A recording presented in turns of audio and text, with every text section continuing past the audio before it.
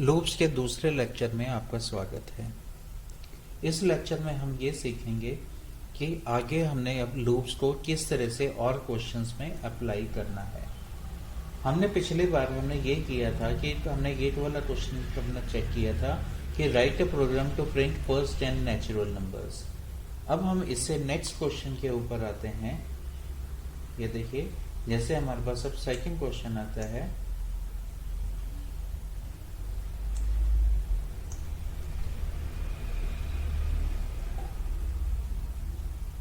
write a program to print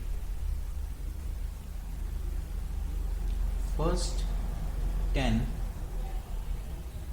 even numbers।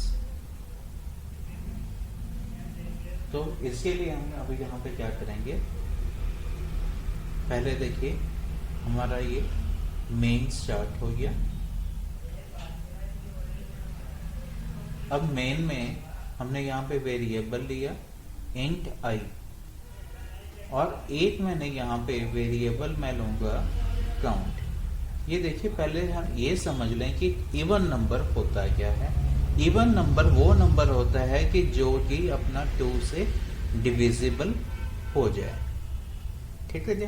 तो अब हमने फर्स्ट 10 चाहिए, तो मीन्स इसलिए मैंने एक ये काउंट वेरिएबल लिया है ताकि हमें वो काउंट करके बता दे कि हमारे कितने नंबर्स प्रिंट हो चुके हैं। तो यहाँ पे काउंट को मैं अपना शुरुआत करवाऊंगा 0 से। For i equal to 1।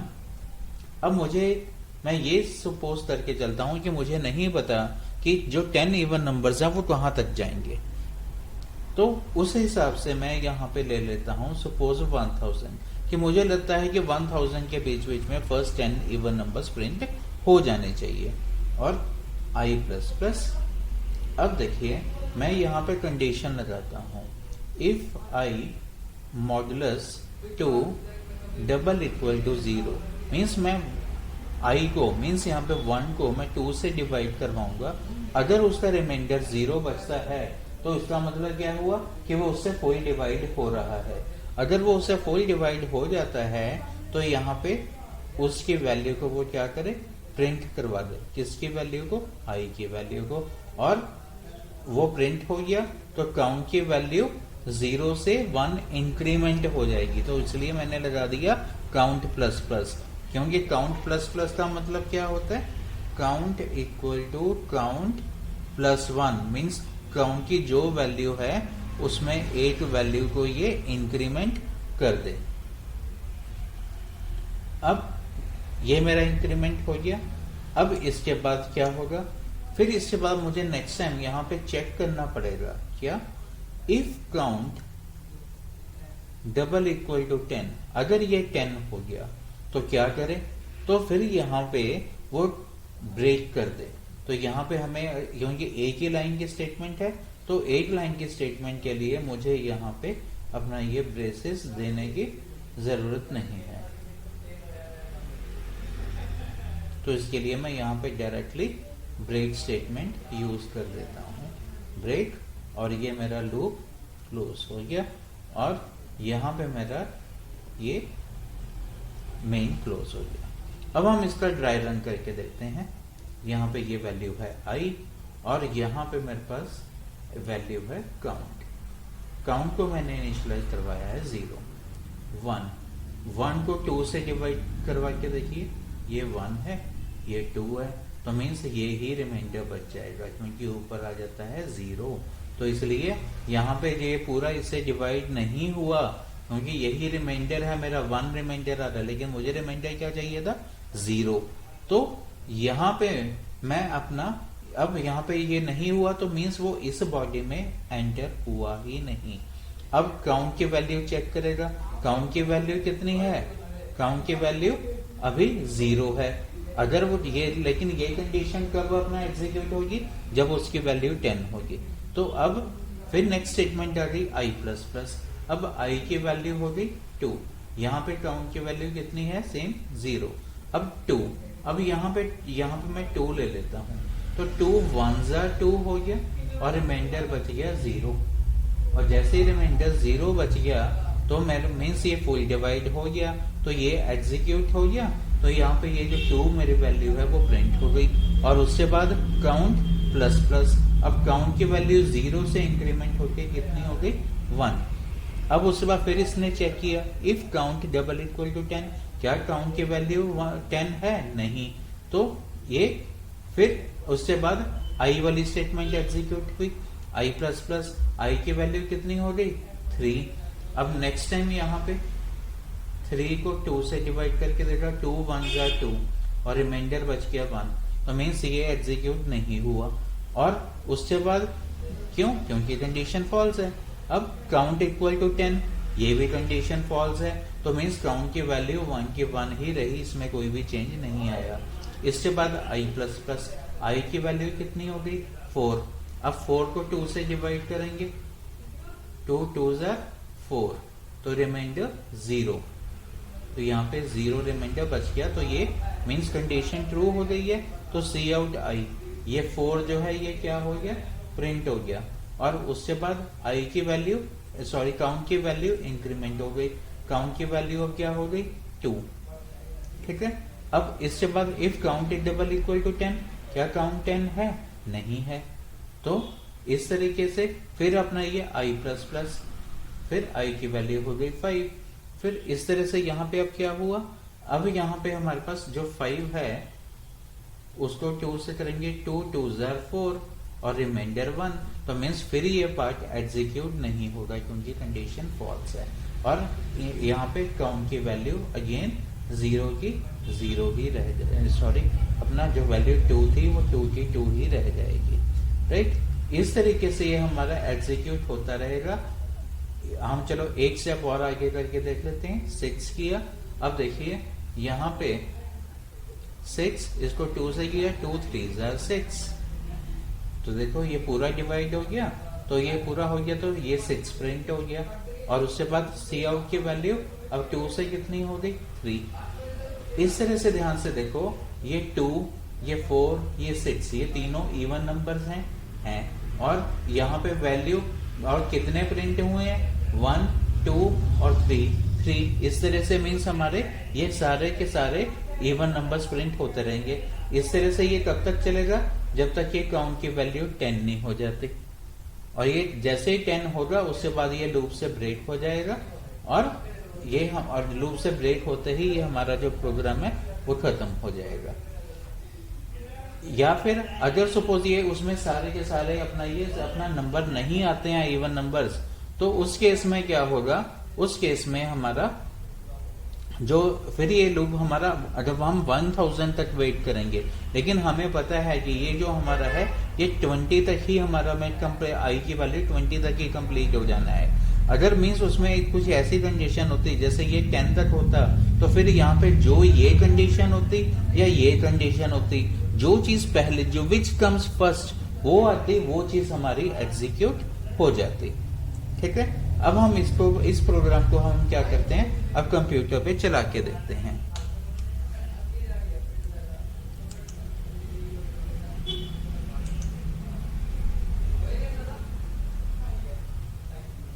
ये देखिए, ये मैंने सेम प्रोग्राम ही यहाँ पे बनाया है फॉर इंट आई और काउंट, और मैंने यहाँ पे काउंट की वैल्यू 0 ली है और यहाँ पे ये सारा इसको उसी तरीके से बनाया है।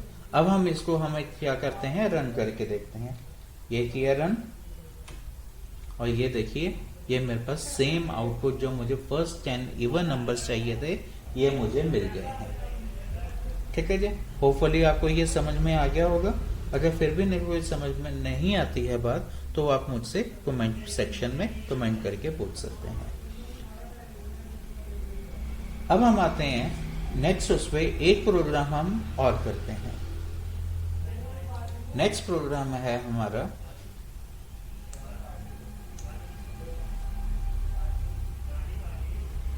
Right a program to find out factorial of a number. 8 number का फैक्टोरियल कैसे फाइंड आउट किया जाता है। पहले हम ये समझते हैं कि फैक्टोरियल है क्या। जैसे सपोज मुझे 5 का फैक्टोरियल चाहिए, तो 5 का फैक्टोरियल की रिजल्ट क्या होता है 120। बेसिकली इसमें हो क्या रहा है, ये 5 से मींस जहां जिस नंबर का फैक्टोरियल चाहिए उस नंबर से शुरू होता है और ये 1 तक जाएगा, और ये सारे के सारे जो नंबर्स होंगे means 5 into 4 into 3 into 2 into 1, ये सारे आपस में मल्टीप्लाई हो रहे हैं। तो देखिए 5 4 ज़र 20, 20 इंटू 3 ये हो गया 60, तो 60 इंटू 2 ये हो गया 120, 120 इंटू 1 120। तो ये मेरा इस तरह से मेरा ये फैक्टोरियल निकलता है। अब हम इसको प्रोग्राम की हेल्प से समझते हैं। void main, हमने एक वेरिएबल लिया int n, n कौन सा वेरिएबल है जिसका मुझे फैक्टोरियल निकालना है। Clear screen. फिर मैंने यहां पे लिखा फॉर, और मीन्स मुझे एक और वेरिएबल लेना है i इक्वल टू किससे बराबर में शुरू करूं, मुझे 5 इसी नंबर से स्टार्ट करना है ना, तो मैंने कहा मीन्स स्टार्टिंग पॉइंट ये है n, मीन्स n से शुरू करें। फिर i greater than equal to, मुझे कहां तक जाना है 1 तक, तो i greater than equal to 1, और यहाँ पे हर बार क्या हो रहा है एक वैल्यू कम हो रही है, तो i माइनस माइनस। अब मैं यहाँ पे क्या करूंगा, एक और वेरिएबल मुझे लेना पड़ेगा क्योंकि ये सारे नंबर्स को आपस में हमें क्या करना है मल्टीप्लाई। तो एक f वेरिएबल ले लिया और f को मैंने वैल्यू इनिशियलाइज करवा दी। मैंने आपको पिछले लेक्चर में भी बोला था, जहां पे हमें पिछली वैल्यू को स्टोर करवाना होता है उसी वेरिएबल में, और वो वैल्यू मल्टीप्लाई हो रही हो तो वहां पे मैं 1 लूंगा, वहां पे 0 नहीं लूंगा। क्यों? क्योंकि अगर मैं उसको अगर किसी भी वैल्यू को मैं 0 से मल्टीप्लाई करवाता हूं तो वो वैल्यू 0 बन जाती है। इसलिए मुझे वैल्यू 1 चाहिए, क्योंकि किसी भी वैल्यू को मैं 1 से मल्टीप्लाई करूंगा तो वो वैल्यू 1 की 1 तो वो वैल्यू सेम रहेगी, उसकी वैल्यू में कोई भी चेंज नहीं आएगा। अब देखिए, अब मैंने यहां पे क्या किया, f equal to f multiply by, और इसमें कर दिया i, और ये लूप खत्म। इसके बाद हम यहां पे f की वैल्यू को प्रिंट करवा देंगे, फैक्टोरियल इज यहां पे f। ओके, अब इस प्रोग्राम को समझने की कोशिश करते हैं। ये है i, n की वैल्यू मुझे पता है कितनी है, जो मैंने सपोज 5 इनपुट करवाई, और यहाँ पे ये है मेरा f, और f में मैंने इनिशियली कितना करवाया 1, तो i की वैल्यू हुई 1, n की वैल्यू i की वैल्यू हुई 5, क्योंकि i को मैंने किसके बराबर की है n के। यहाँ पे 5 आया, 5 ग्रेटर देन 1 है कंडीशन ट्रू हो गई, तो इस लूप में एंटर हो गया। अब f इंटू i, f की वैल्यू कितनी है 1, इंटू i की वैल्यू कितनी है 5, तो ये 5 मल्टीप्लाई हो गया, तो वैल्यू मेरे पास आ गई 5। इसके बाद i माइनस माइनस, i की वैल्यू हो गई 4। अब इसके बाद यहाँ पे क्या आया मेरे पास, यहाँ पे अब f की वैल्यू कितनी है 5, इंटू i की वैल्यू कितनी है 4, तो 5 इंटू 4 कितना हो गया 20। इसके बाद i माइनस माइनस, i की वैल्यू हो गई 3, तो नेक्स्ट टाइम f की वैल्यू कितनी है 20, इंटू i की वैल्यू 3, तो ये बन गया 60। देन इसके बाद i की वैल्यू i माइनस माइनस 2 हो गई, तो यहाँ पे f की वैल्यू है 60, इंटू i की वैल्यू है 2, तो ये बन गया 120। देन इसके बाद i माइनस माइनस वैल्यू हो गई 1, तो f की वैल्यू 120, इंटू i की वैल्यू 1, तो 120 इंटू 1 120, तो यहाँ पे मेरे पास अब अपना कितना आ गया 1, i में 1। अब इसके बाद i माइनस माइनस, i की वैल्यू कितनी होगी 0, तो क्या जो 0 है वो 1 से बड़ा है नहीं, इक्वल टू है नहीं, तो यहाँ पे ये जो कंडीशन है वो फॉल्स हो गई और ये जो बॉडी थी इसकी वो एग्जीक्यूट नहीं हुई, तो मेरे पास यहाँ पे आंसर में 120 ही आ जाएगा। अब देखिए, अब हम इसको प्रोग्राम को चला के देखते हैं।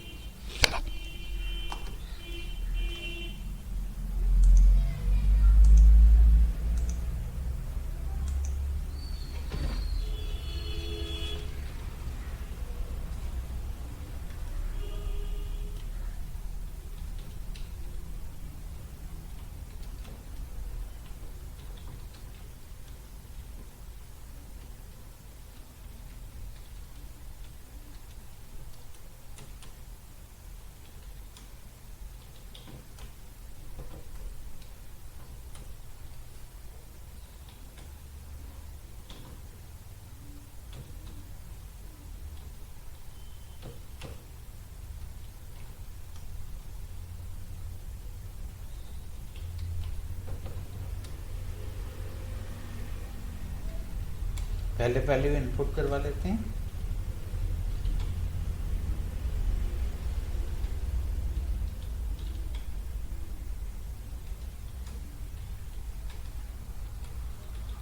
You want factorial।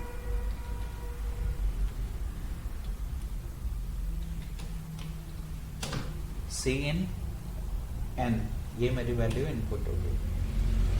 For i equal to, हाँ जब किसके, n के बराबर, then i greater than equal to 1 और i माइनस माइनस।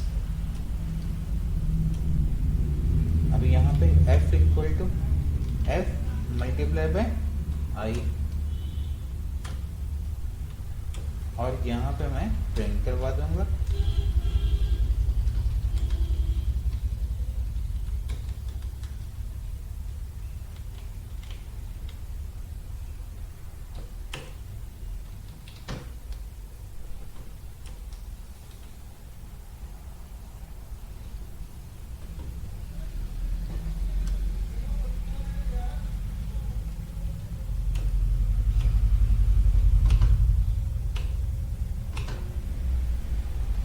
मुझे किसका फैक्टोरियल चाहिए, 5। अब देखिए क्या गलती हुई है, आंसर गलत आ रहा है। क्यों? क्योंकि मैंने जो आपको एक चीज बताई थी, क्या, कि जो f को इनिशियलाइज करना पड़ेगा और वो 1, ठीक है।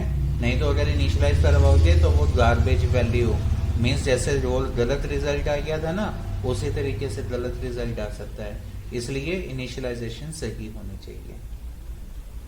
अब देखो, अब इसको मैंने दोबारा रन किया, अब देखो किसने का, 5 का।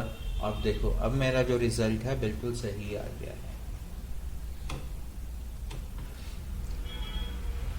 अब इसके ये वाला अगर आपको मेथड समझ में आ गया है, तो यही क्वेश्चन मैं एक और तरीके से भी कर सकता हूँ।